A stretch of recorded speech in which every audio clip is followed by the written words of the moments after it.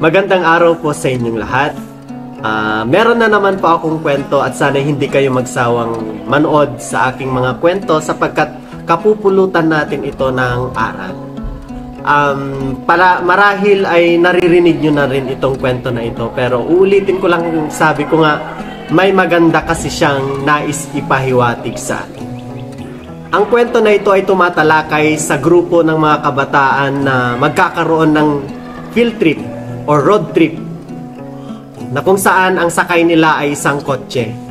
Ang capacity lang nito ay 5 katao. Sakto 5 lang ang mga kabataan nito. At habang naghahanda sila ng mga kanilang dadalhin, masaya sila na naghahanda. Lumapit ang nanay ng isa sa mga kabataan.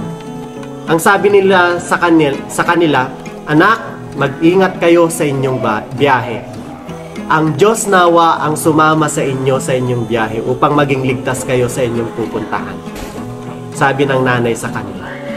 Isang kabataan ang nagsabi, "Nanay naman, ang dami na nga lang namin, isasama mo pa yung Diyos na yan. Wala na siyang uupuan dito sa loob. Sabihin mo na lang sa kanya, doon siya sa likod kasama ng mga itlog, kasama ng mga bag namin doon." So yun yung sabi ng kabataan, sabay nagtawanan, nag-apiran sila. So hindi na sila sinuway ng kanilang mga magulang, pero mag-ingat kayo sapagkat hindi natin alam kung anong mangyayari. To cut the story short, habang nagdra-drive ang mga kabataan na ito, masaya sila, nagkakantahan, nag-aapiran, nag-share ng kwento, etc. Nagkaroon ng isang malawakang aksidente. Naaksidente ang mga kabataang ito at ang malala, lahat sila namatay sapagkat yung kotse na sinasakyan nila, durog na durog, wasak na wasak. Nung nagkaroon ng investigasyon, nagtaka ang lahat sapagkat wasak yung kotse, patay lahat ng mga karga, maliban sa mga itlog na karga nila. Ni isa walang nabasa. Kung maaalala nyo dun sa first part kanina, sabi ng kabataan, isama mo na lang ang Diyos na yan sa mga itlog. At ang Diyos ngayon ay pumaroon sa mga itlog at naingatan yung mga itlog. End of the story. Ang kwentong ito po ay hindi siya basta-basta. Napakaseryoso po nito, lalong-lalo na sa ating pananampalataya. Yung you're mocking God. Ano ibig sabihin ng mocking? Kutyahin, insultuhin, pagtawanan, biruin. Yung binibiro lang natin o pinagtatawanan lang natin ang Panginoon.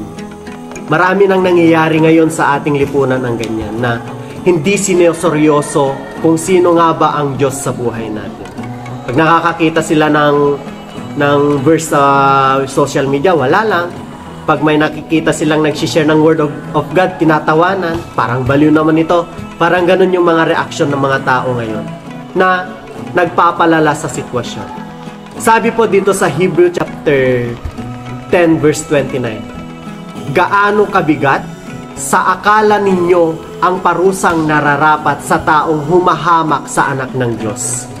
Lumapastanganan sa dugong nagpatibay sa tipan at nagpabanal sa Kanya, at lumait sa mapagpalang espiritu. Sapagkat kilala natin ang nagsabi, akin ang paghihiganti. Ako ang magpaparusa. At siya rin ang nagsabi, hahatulan ng Panginoon ang mga kanyang bagay." Napakabigat po na word yan. Yung hamakin natin ang Diyos na siyang lumikha sa atin. Hamakin natin ang Panginoon na siyang nandyan palagi sa atin. Sabi pa dito sa Galatians chapter 6 verse 7, "Do not be deceived. God cannot be mocked. A man reaps what he sows.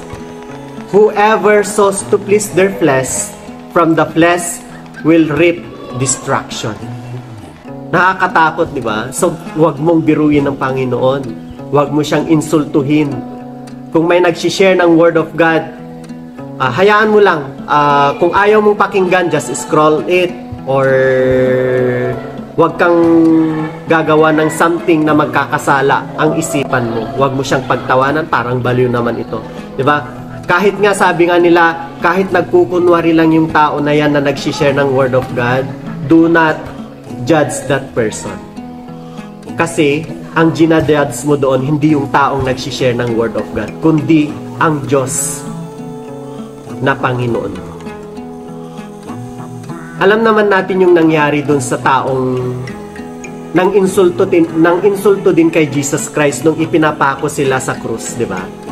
May nagsabi kasi sa kanya, 'di ba, dalawang kriminal sa left niya at saka doon sa right niya. Sabi doon sa bandang kaliwa, 'di ba sabi mo anak ka ng Diyos, bakit hindi ka niya ililigtas sa pagkakapako mo sa krus?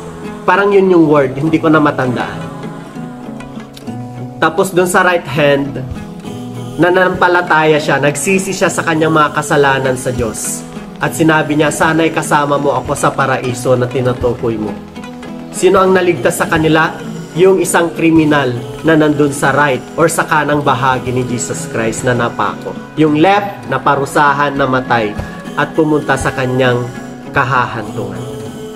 Alam natin ang kaparusahan kung minamak natin ang Diyos. Kung iniinsulto natin ang Diyos. Kaya kung may mag-share ng Word of God, huwag natin pagtawanan. Maliwanag po. Yun lamang po at sana'y naintindihan niyo yung message ng kwento na ito at God bless po sa inyo.